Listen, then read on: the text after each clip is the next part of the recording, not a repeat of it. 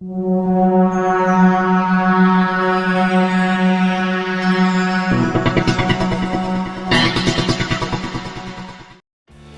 to the Nicholas 11x12 technology. Today we're looking at the GIGABYTE Radeon R7 250OC 1GB GDDR5 AMD graphics card.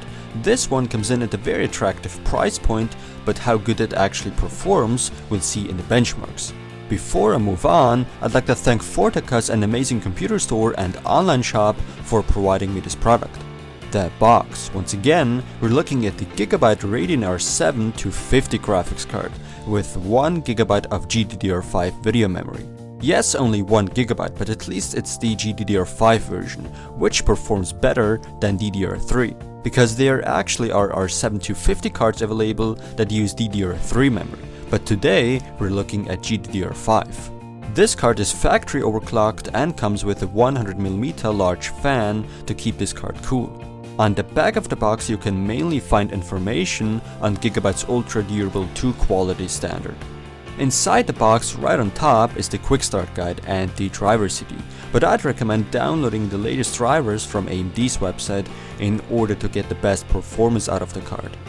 The graphics card is well protected in this anti-static bag. Here it is now, the R7 250. GIGABYTE as always uses a plastic shroud, a slightly different one though, that sits right on top of the aluminum heatsink. This 100mm fan will blow air directly onto that heatsink to keep this card cool. GIGABYTE is using their classic blue PCB here once again. This R7 250 card, just like the R7 240, can run up to a two-way crossfire configuration. No crossfire bridge is needed for that. This is a single slot card, by the way, and as for the outputs, there's one DVI, one VGA, and one HDMI output. If aesthetics matter at this price point, I'd say this graphics card looks okay. It's not exactly what I'd call beautiful, but it looks normal and there's not really that much that can be done at this lower price point. The card is also quite short, with roughly only 20 cm, and should therefore fit in most computer cases. On to the specifications.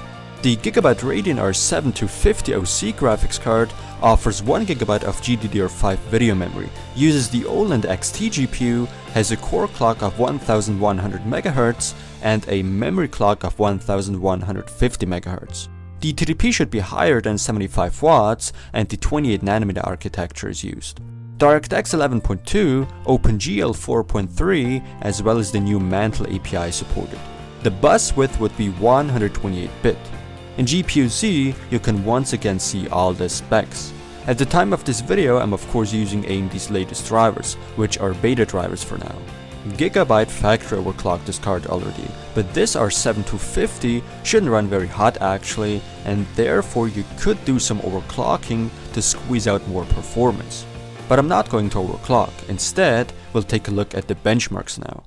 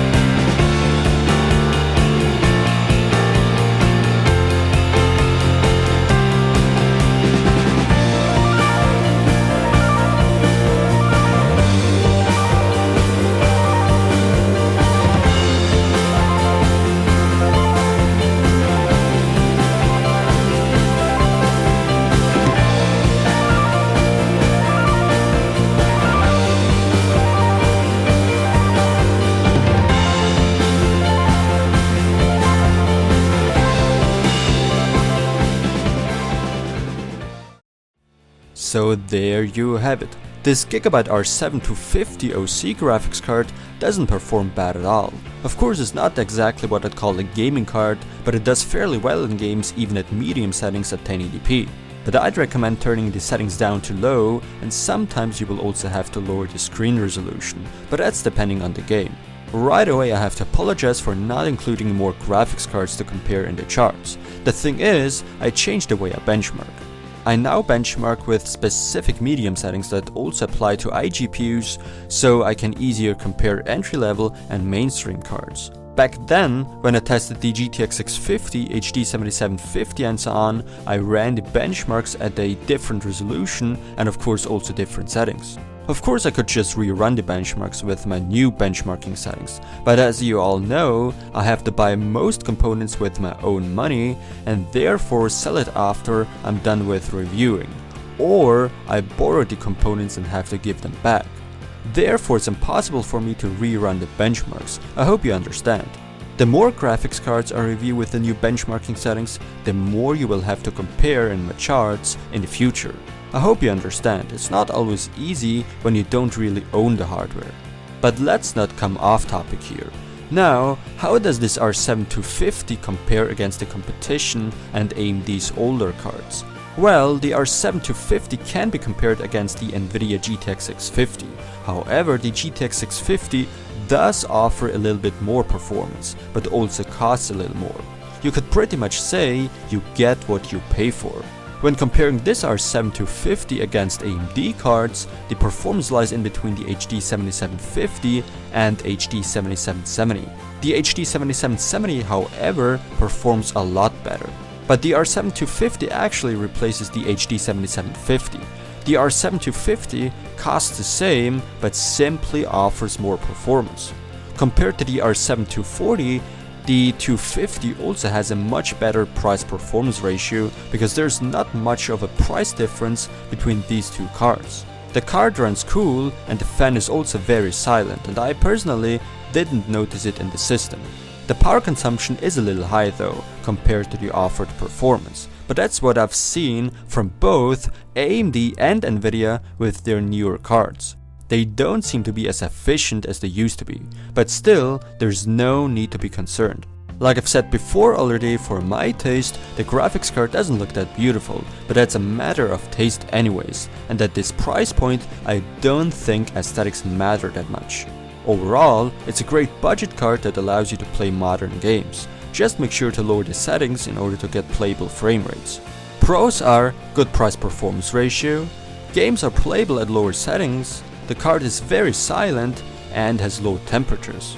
I actually have nothing negative to say about it and therefore give this GIGABYTE Radeon R7 250 OC 1GB GDDR5 graphics card an 8 out of 10 and would definitely recommend it. Once again, thanks to Forticast for providing me this graphics card. Thanks for watching, don't forget to subscribe and visit nicholas11x12techx.com to see videos there earlier than on YouTube.